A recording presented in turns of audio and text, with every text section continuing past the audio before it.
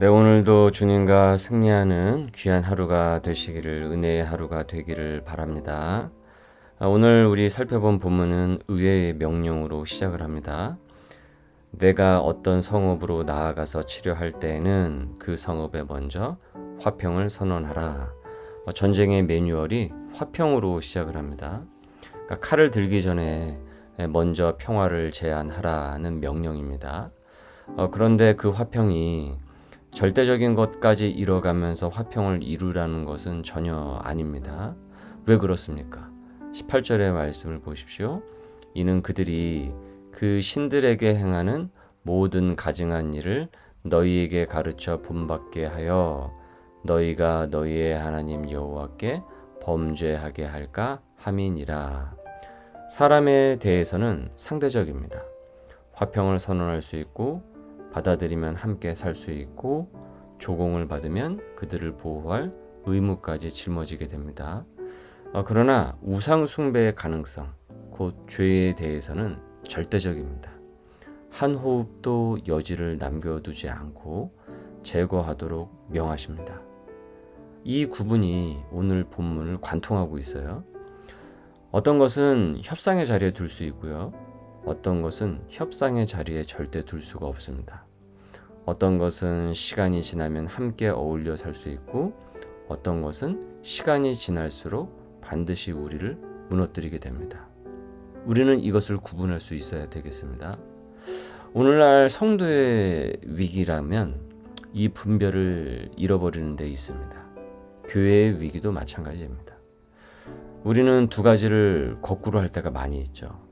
사람에 대해서는, 영혼에 대해서는 되게 절대적이고 죄에 대해서는 되게 상대적입니다. 마음에 들지 않는 한 사람은 끝내 우리가 용서하지 못하면서 마음 깊은 곳에 자라난 자기 의와 욕구, 죄에 대한 것들은 너그럽게 봐줍니다. 그럴 수 있다라고 하죠. 그럴만하다라고 합니다. 즉 나에 대해서는 한없이 너그럽고 그 영혼에 대해서는, 남에 대해서는 한없이 엄격해요. 옆에 있는 형제 자매에게는 진멸의 칼을 들이대면서 내 안에 있는 가나안 7족속에는 조공만 받고 함께 같이 살아가고 있다는 것입니다.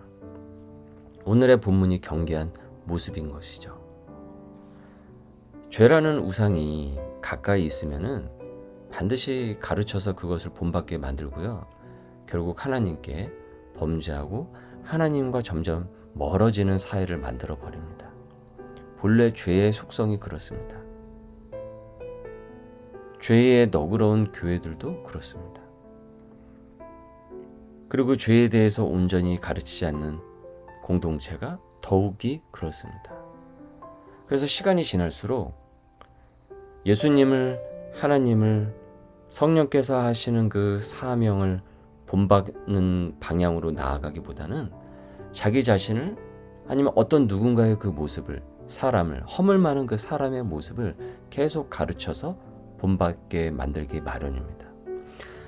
이스라엘 이 공동체가 이 가나안에 들어가게 되었을 때 이 가나안에 깔려있는 수많은 문화와 풍습, 모든 것들은 매우 위협적인 것이었고 언제든지 이스라엘의 이 사회와 공동체를 언제든지 여지없이 무너뜨릴 수 있는 것이었습니다. 즉 절대적인 것을 잃어버리게 만들 수 있었다라는 것이죠. 그래서 이 신명기에서는 상대적인 것, 절대적인 것을 분명히 구분을 하고, 그리고 그것이 절대적인 것이라고 한다면 결코 그것에 대해서는 화평하지 말 것을 명하고 있는 겁니다. 오늘 본문은 진멸의 명령으로만 끝나는 것이 아니에요. 19절을 여러분 보십시오. 또 하나의 명령을 더해지게 됩니다. 그곳의 나무를 찍어내지 말라. 들의 수목이 사람이냐? 너희가 어찌 그것을 애워싸겠느냐? 무슨 말입니까? 죄와는 우리가 싸우되 미래의 생명, 열매 맺는 과목은 잘라내지 말라라는 명령입니다. 진멸의 명령은 학살의 정당화가 아닙니다. 무엇을 베고 무엇을 베지 말아야 하는지를 끝까지 분별하라라는 명령이신 것이죠. 이 분별을 자신의 삶으로 보여주신 분이 예수님이시죠. 예수님께서는 상한 갈대를 꺾지 아니하시고 꺼져가는 등불을 끄지 아니하셨다라고 해요. 마태복음 12장 20절입니다. 세리와 죄인에 대해서는 먼저 화평의 복음을 선언을 하십니다.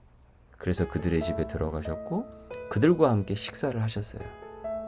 그러나 같은 이 예수님께서 성전을 더럽히는 자들 앞에서는 그분의 채찍을 만드셔서 성전을 정화하시고 청소를 하셨습니다.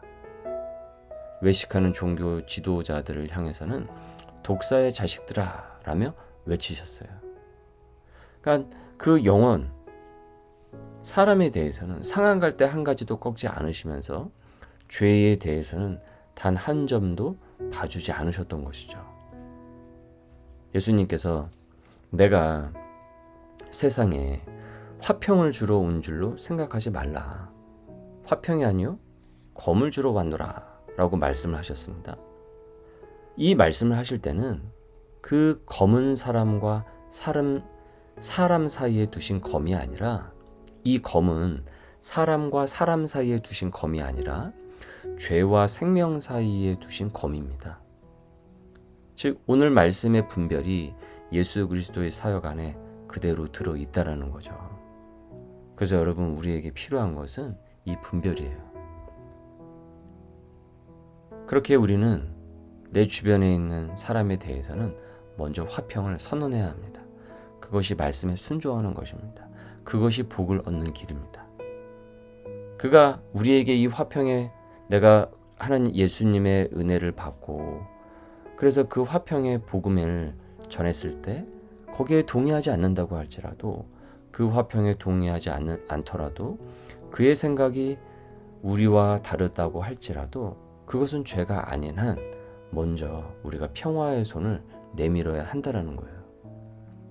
그러나 내 안의 죄, 그리고 우리 스스로를 가르쳐 본받게 만드는 그 가나안 족속에 대해서는 단 한 호흡도 살려두지 말라라는 것이 오늘의 본문의 내용이겠습니다. 참 오늘 말씀을 이렇게 보다 보면 그럼에도 불구하고 분별이 참 쉽지 않다라는 사실을 우리가 너무나도 잘 알고 있죠. 참 사람과 죄가 한데 막 이렇게 섞여 있고, 어떤 것은 베어야 할 것과 베지 말아야 할 것이 한 뿌리에서 이렇게 자라 있을 때가 많이 있습니다. 그래서 이것을 어떻게 해야 되나 고민이 될 때도 있어요. 참 이 역동적인 이 삶의 생활에서 참 이것을 분간하고 분별하는 것이 때로는 되게 어려울 때도 있습니다. 그래서 여러분, 우리는 매일 성령의 인도에 따라 말씀 기도 앞에 서야 되는 것입니다. 그렇게 누구나 항상 말씀과 기도 앞에 항상 서 있어야 됩니다. 그래서 무엇이 가나안 일곱 족속이며 무엇이 배워서는 안 될 과목인지 우리는 매일 다시 분별을, 하나님의 은혜를 통하여 성령의 조명을 받아 분별을 받아야 한다는 겁니다. 우리가 그 분별의 노력과 애씀을 멈추지 않게 될 때 이 땅의 성도와 이 땅의 교회, 그리고 우리 각 가정의 우리의 각 가정은 영혼을 향해 복음으로 화평을 선언하게 되고 거기가 화평의 자리가 됩니다. 그리고 죄에 대해서는 온전한 성령의 진멸의 칼을 들 수가 있습니다. 오늘도 말씀에 잇대어서 복음으로 화평을 선언하고 복음의 지경이 더욱 넓어지는 하나님 나라의 넓어짐을 경험하는 은혜가 있기를 소망합니다. 공의와 사랑의 하나님 아버지, 상대적인 것과 절대적인 것을 혼동하지 않기를 원합니다. 그러나 우리는 매우 혼란하였고 혼동하였고 받아들여야 될 것과 받아들여서는 안 되는 것을 구분하지 못하였습니다. 용서하여 주옵소서. 복음으로 화평을 전하는 복음의 전령들이 될 수 있기를 원합니다. 구분이 모호한 세상에서 이 두 가지를 잘 구분할 수 있는 성령의 지혜, 능력을 더하여 주시옵소서. 내 안의 죄, 계속 되풀이되는 죄의 잔재를 멸하여 주옵시고 깨닫게 하여 주옵소서. 그래서 더 나은 복음의 삶, 하나님 나라의 생활이 되도록 저희를 인도하여 주옵소서. 오늘의 이 말씀을 듣는, 이 말씀 앞에 모여있는 성도들에게 화평의 은혜가 넘치도록 인도하여 주옵소서. 축복하여 주옵소서. 오늘의 하루를 또한 시작합니다. 주님, 오늘도 우리와 동행하여 주옵소서. 성령 충만토록 인도하여 주옵소서. 감사하며 예수님의 이름으로 기도드립니다. 아멘.